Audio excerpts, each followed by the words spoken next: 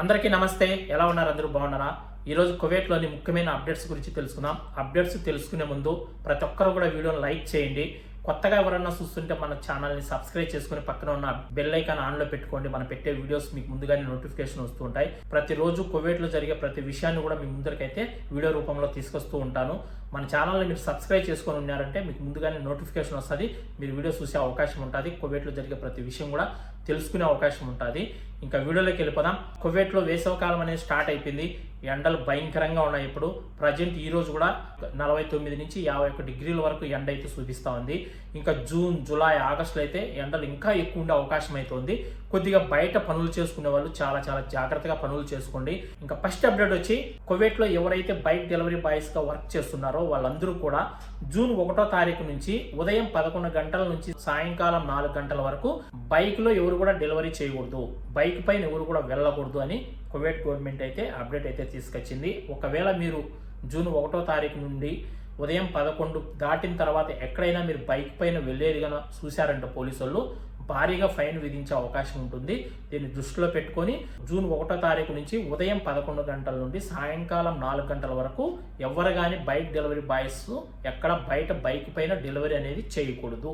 కువైట్లో గత 8 రోజుల్లో జరిపిన తనిఖీలలో 823 మందిని అరెస్ట్ చేయడం అయితే జరిగింది. కువైట్ పోలీసులు అంటే అకామాలు లేని వాళ్ళను, ఇళ్ల నుంచి పారిపోయి వచ్చిన వాళ్ళను, అకామాలు రెన్యూల్ చేసుకోకుండా ఉన్న వాళ్ళను టోటల్ గా 1083 మందిని వాళ్ళ దేశాలకు దేశ బహిష్కరణ చేయడానికి ఏర్పాట్లు అయితే చేస్తుంది కువైట్ గవర్నమెంట్. ప్రతిరోజు కూడా ఎక్కడో తిక్కు చెకింగ్ అయితే జరుపుతూనే ఉన్నారు.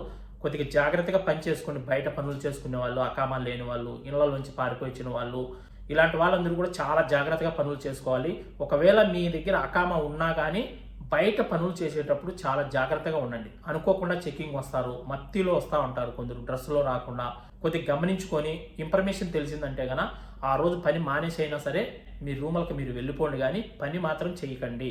ఒకవేళ పని చేస్తున్నప్పుడు కానీ మీరు చిక్కారంటే మీ దగ్గర అకామా ఉన్నా, మీ అకామా వ్యాలిడ్గా ఉన్నా కానీ ఖచ్చితంగా మిమ్మల్ని అరెస్ట్ చేసి జైలుకు తరలిస్తారు. ఫింగర్ వేసి ఇంటికి పంపించేసే అవకాశం 100% ఉంది. కొద్దిగా జాగ్రత్తగా పనులు చేసుకోండి బయట పనులు చేసుకునే వాళ్ళు. ఇంకా తర్వాత జిలేబ్ ఆల్ షోయక్ ప్రాంతంలో జరిపిన తనిఖీలలో 359 ట్రాఫిక్ కేసులు, అంటే లైసెన్స్ లేకుండా, బండి పేపర్లు లేకుండా, ఇలాంటివన్నీ 359 కేసులు నమోదు చేయడం అయితే జరిగింది. 52 మందిని అరెస్ట్ చేయడం కూడా జరిగింది. అంటే అకామా లేని వాళ్ళు, అకామాలు రెన్యూల్ చేసుకోకుండా ఉన్న వాళ్ళు, ఇళ్ల నుంచి పారిపోయి వచ్చిన వాళ్ళు, ఇలాంటి వాళ్ళందరినీ కూడా 52 మందిని అరెస్ట్ చేయడం అయితే జరిగింది. 24 మందిని గుర్తింపు పత్రాలు, వాళ్ళ దగ్గర ఉన్న పేపర్స్ సక్రమంగా లేని కారణంగా 24 మందిని అరెస్ట్ చేయడం కూడా జరిగింది. జులిబ్ ఆల్ షోవిక్ ప్రాంతంలో జరిగిన తనిఖీల్లో చాలా మందిని అరెస్ట్ చేయడం అయితే జరిగింది. ప్రతిరోజు కూడా ఏదో ఒక మందకాల్లో చెకింగ్ అయితే జరుగుతూనే ఉంది. కొద్దిగా బయట పనులు చేసుకునే వాళ్ళు జాగ్రత్తగా పనులు చేసుకోండి. చీటికి మాటికి బయటికి రావడం, అక్కడికి ఇక్కడికి తిరగడం కూడా చేయకండి. ఇంకా అకామాలు లేని వాళ్ళు 1,25,000 మంది ఉన్నారంట బయట. అంటే అకామాలు రెన్యూల్ చేసుకోకుండా ఇళ్ల నుంచి పారిపోయి వచ్చిన వాళ్ళు, ఇలాంటి వాళ్ళందరూ ఇంకా 1,25,000 మంది ఉన్నారంట. వీళ్ళందరినీ త్వరగా అరెస్ట్ చేసి వాళ్ళ దేశాలకు పంపించాలని ఏర్పాట్లు అయితే చేస్తుంది. కాబట్టి కొద్దిగా జాగ్రత్తగా ఉండండి.